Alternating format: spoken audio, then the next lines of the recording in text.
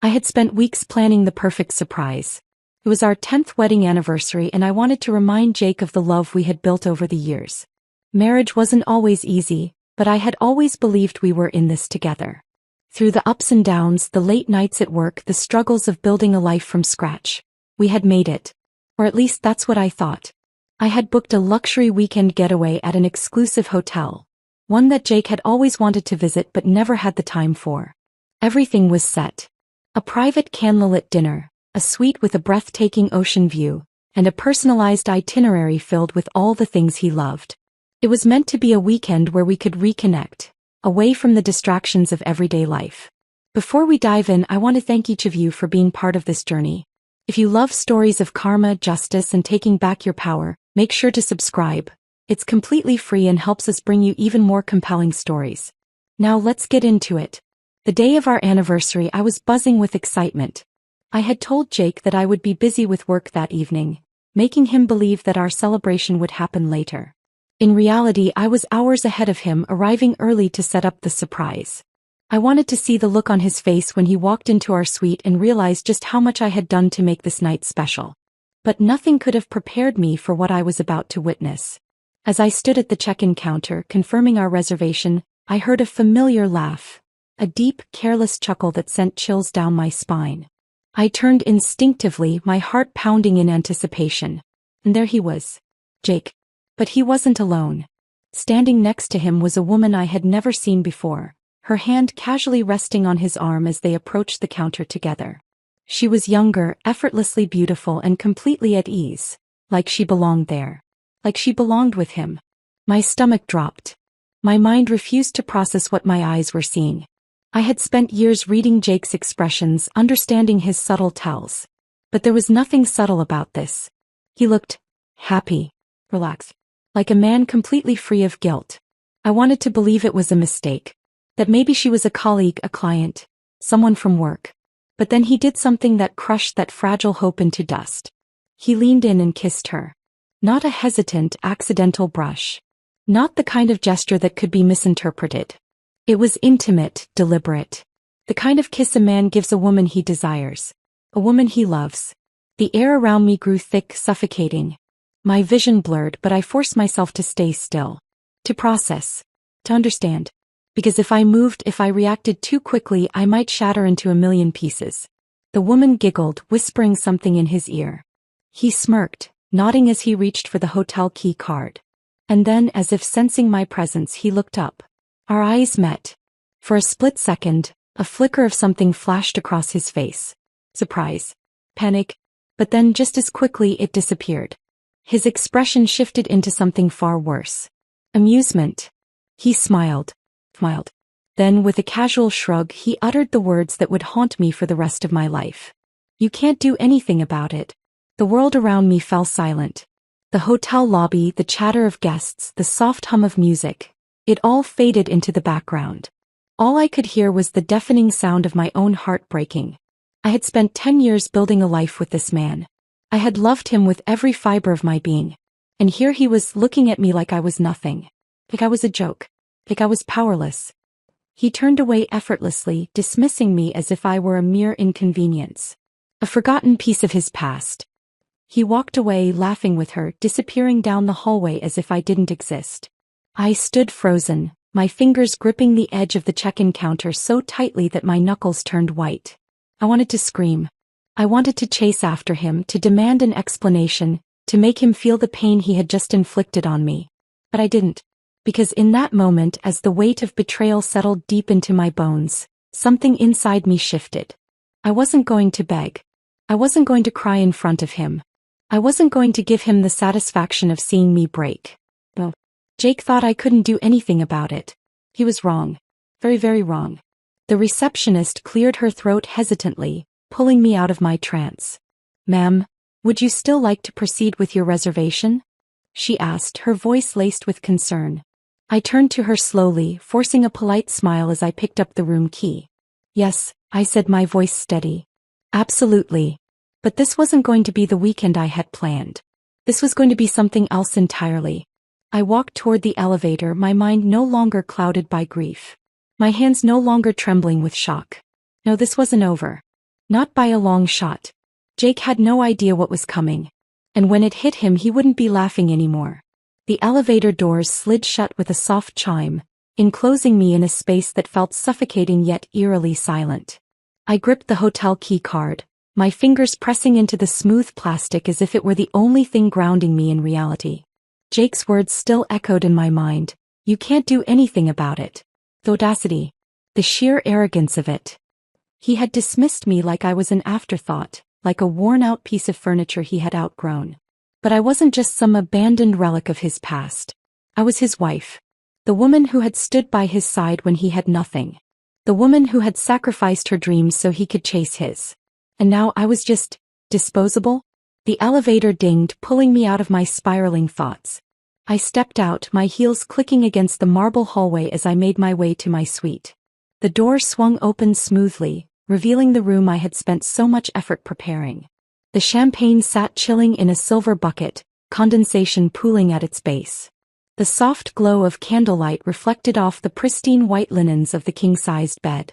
The scent of fresh roses filled the air, a scent I had chosen specifically because Jake once told me it reminded him of the early days of our relationship. The weight of my reality settled deep into my bones. This wasn't a celebration anymore. This was a monument to my humiliation. I walked over to the table, staring at the carefully arranged dinner setup. The delicate china, the neatly folded napkins, the engraved silverware. Every detail screamed of a woman hopelessly in love.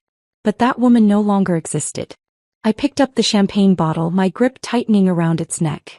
For a moment I considered throwing it, watching it shatter against the wall, mirroring the wreckage of my trust. But then I stopped. Oh, that would be too easy. Destroying things wouldn't fix anything. It wouldn't erase the betrayal or undo the damage. If I wanted to reclaim my power, I had to do something better. Something that would truly make Jake understand what he had lost. I took a deep breath, my mind working through the endless possibilities. I had spent years inside Jake's world. I knew his habits, his secrets, his weaknesses. If he thought I couldn't do anything about this, he had underestimated me in the worst way possible. I walked over to the bedside table and picked up my phone. My fingers moved with a steady determination as I scrolled through my contacts. My best friend Samantha had always warned me about Jake's distant behavior over the past year. She had sensed something was off, but I had refused to see it. Now I needed her. The phone barely rang twice before she answered. Emily? What's wrong? I swallowed, forcing my voice to remain steady. I need you to help me with something. Pause. Then a quiet but firm, tell me everything.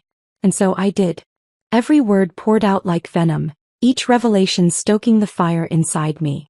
Samantha listened without interrupting, but I could hear her breathing shift, anger simmering just beneath the surface. That absolute, she cut herself off, exhaling sharply. Hey, what do you need?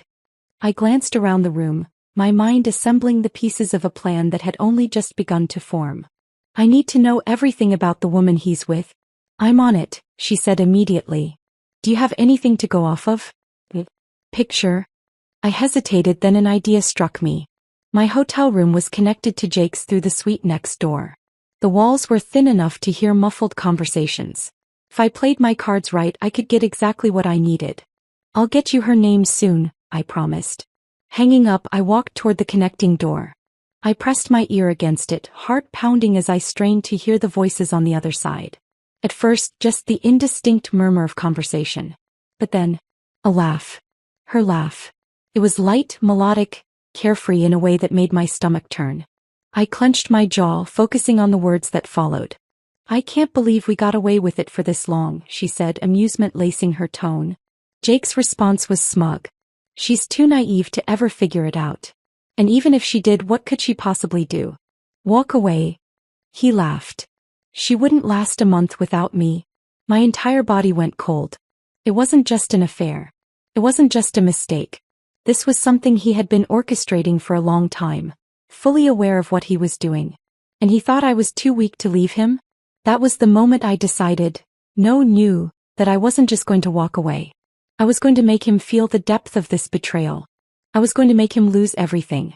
With calculated patience, I took a deep breath and stepped back.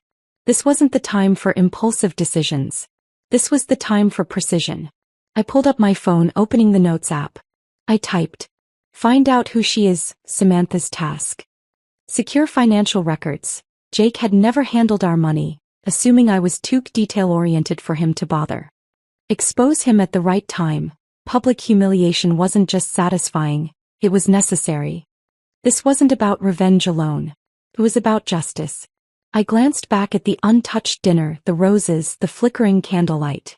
The old Emily, the one who had booked this trip with hope and love in her heart, was gone. In her place stood a woman who was about to show Jake exactly what happened when you underestimated the wrong person. And this was just the beginning. I stared at the untouched dinner, the delicate flicker of candlelight casting soft shadows against the white tablecloth. Just hours ago, I had envisioned this evening as a celebration. A moment of reconnection, a rekindling of the love I believed still existed between us. Now that illusion lay shattered at my feet, replaced by a cold, calculating rage I had never felt before. Jake thought I couldn't do anything about it. That arrogance, that dismissive smirk. It wasn't just cruelty. It was certainty. He had no doubt in his mind that I would fold, that I would cry in silence, that I would disappear into the background while he continued his charade. But he didn't know me. Not really. I had spent years shaping my life around him, molding myself into the wife he needed, sacrificing my wants to make his dreams a reality. But tonight something inside me cracked. And from those broken pieces something new emerged. I wasn't going to be the woman who walked away quietly. I was going to be the storm he never saw coming. I grabbed my phone, my fingers moving swiftly as I typed out a message to Samantha. I need everything you can find on her. Name, background, job, everything. 3 dots appeared almost instantly. Samantha, already ahead of you. Found her on social media. Sending screenshots. Within seconds my screen filled with images. Her name was Lena Carter. She worked in marketing, freelance, nothing stable. Her profile was filled with filtered selfies, posts about self-love and manifesting abundance. All while she flaunted expensive trips and designer handbags.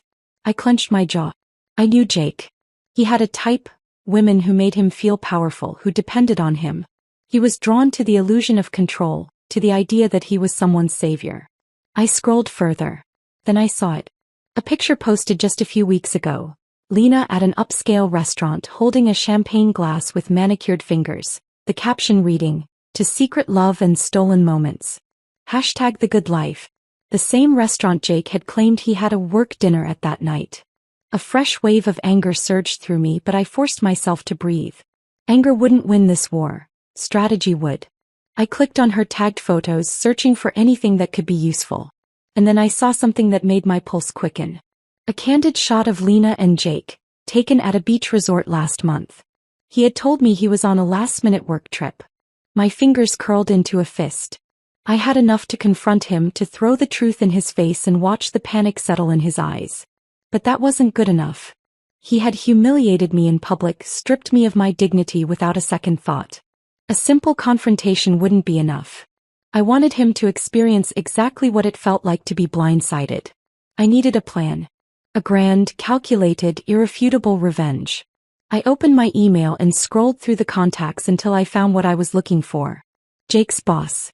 He had always been reckless, too confident in his ability to keep things hidden. He bragged about how his company saw him as indispensable, how they would never question where he went or how he handled accounts.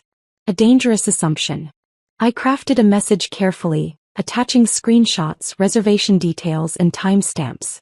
The subject line? Urgent. Confidential information regarding Jake Miller. I didn't press send. Not yet. Timing was everything. Next, I scrolled through our joint accounts. Jake had always been careless about finances, leaving the details to me because it wasn't his thing. I knew where the money was, where it went, and, most importantly, what he didn't want anyone else to see. And there was a recurring Venmo payment to Lena. Small amounts, spread over months. Never enough to raise suspicion but consistent enough to show intent. I smirked. He was funding her lifestyle, keeping her entertained while I worked late nights to manage our home. I screenshot everything. And then for the final piece I called the hotel front desk. "Hi," I said sweetly, "I just wanted to confirm something.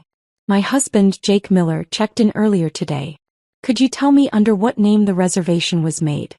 A brief pause, the sound of keyboard clicking, and then, it's under Lena Carter. The confirmation I needed.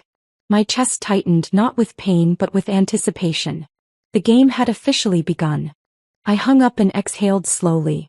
This wasn't just about revenge. It was about taking back the power he had stripped from me. Samantha's next message flashed on my screen. Samantha, you could. Me, oh, I'm better than good. I'm just getting started.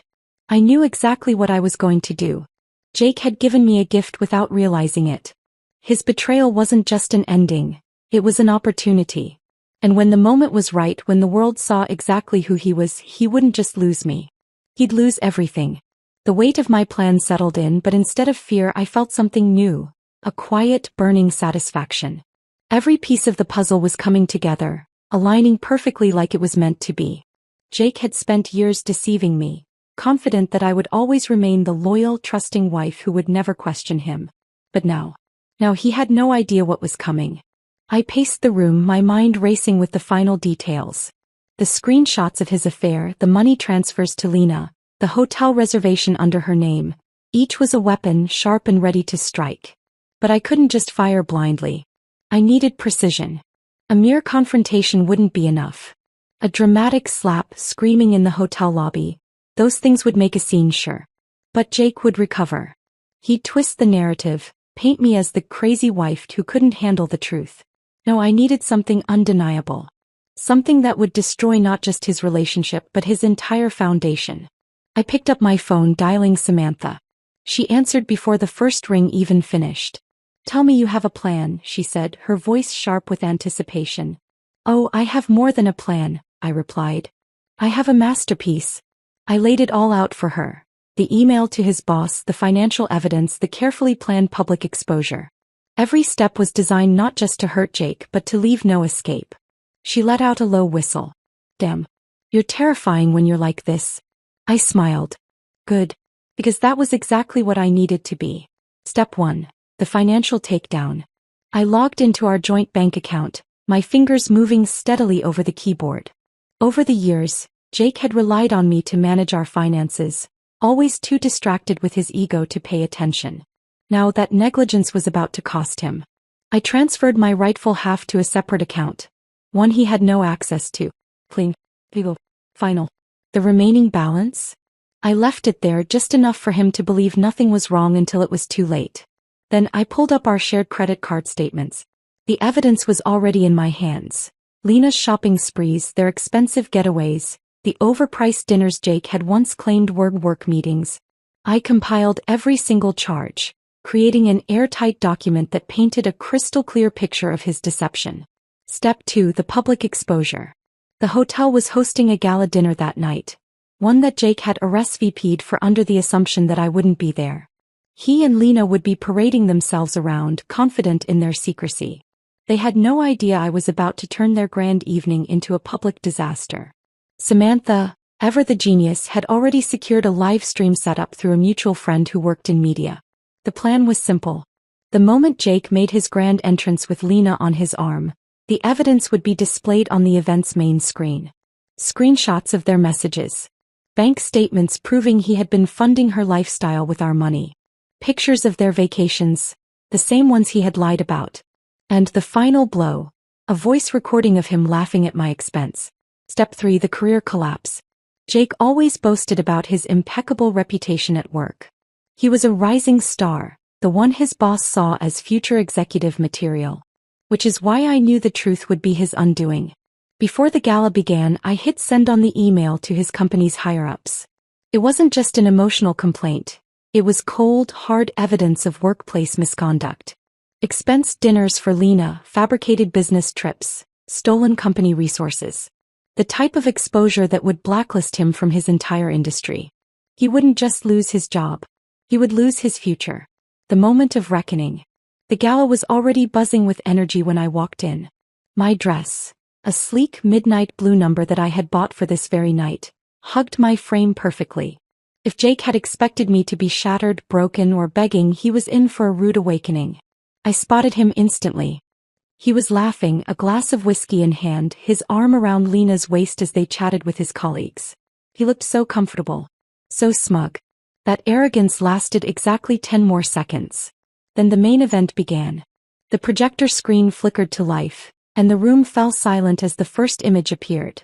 A candid shot of Jake and Lena at a luxury resort. Whispers filled the space, confusion spreading like wildfire. Then came the screenshots of his messages. Him calling me naive, laughing about how I'd never find out. Someone gasped. His boss turned sharply toward him, eyes narrowing. But the true death blow came next.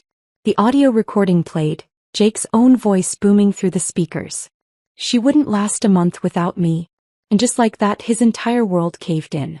The fallout.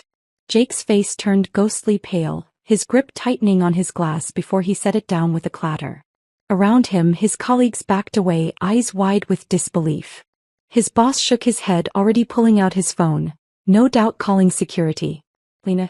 She stumbled backward, realization dawning that she wasn't escaping unscathed. She had enjoyed the gifts, the money, the attention, but now she was part of the disaster. Jake spun around, eyes searching the room until they landed on me. I met his gaze with a slow, calculated smile. He opened his mouth, maybe to beg, maybe to explain. But there was nothing left to say. His career was over. His reputation was in tatters. The woman he had thrown me aside for now looked at him with pure disgust. Me.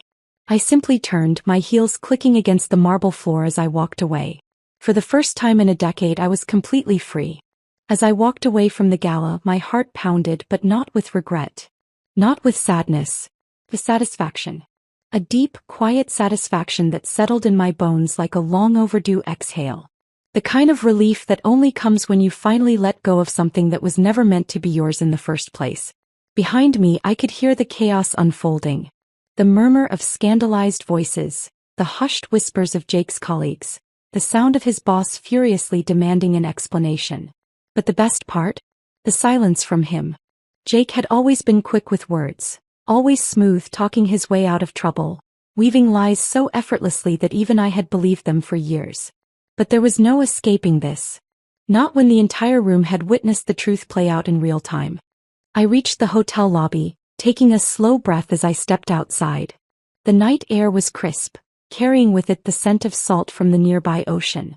It felt like a fresh start, like the first moment of real freedom I had experienced in years. Samantha was already waiting by the entrance, leaning casually against her car, arms crossed with a knowing smirk. Well, she said, raising an eyebrow. That was something. I let out a short laugh, shaking my head. You think? She pushed off the car and opened the passenger door for me. Come on. Let's get out of here before the explosion fully sets in. I didn't hesitate. As we pulled away from the hotel, I glanced out the window, catching one last glimpse of the mess I had left behind. Through the tall glass windows of the ballroom, I saw Jake, his face still pale, his mouth open as if searching for words that simply wouldn't come. Lena stood beside him, arms folded tightly across her chest, her expression shifting from shock to anger. Good. Let them turn on each other. Let them feel the weight of their own decisions. I turned away. I didn't need to watch anymore. The damage was done. But what I wasn't expecting, what I hadn't fully prepared for, was the sheer depth of the fallout that would follow. The headlines hit harder than I thought. The next morning, I woke up in my apartment. My apartment. The one I had secretly leased a few months ago when I first started suspecting something was wrong. I had told myself it was just a backup plan, a safety net I would never need. Turns out it was the smartest decision I had ever made. Samantha had crashed on my couch, still scrolling through her phone when I emerged from the bedroom. She looked up, grinning. Oh, you're gonna love this. I sat beside her, taking the phone from her hands. The headline at the top of the screen made my stomach flip. High-profile executive exposed in hotel scandal. Caught on camera during gala presentation. I clicked on the article. They had written everything. The affair. The financial misconduct. The leaked emails that someone, thanks to Samantha's very useful tech-savvy friend, had forwarded to the company's entire board of directors. Jake wasn't just jobless. He was untouchable in his field now. His name was plastered across business news sites, his reputation irreparably damaged. My phone buzzed. Another message. Another article link. Another social media post ripping Jake apart. The public loved a scandal, and Jake had provided them with the perfect one. Samantha stretched, yawning. So what's next? I exhaled slowly, staring at the screen. I had spent so much time building up to this moment, but now that it had arrived, there was one question I couldn't ignore.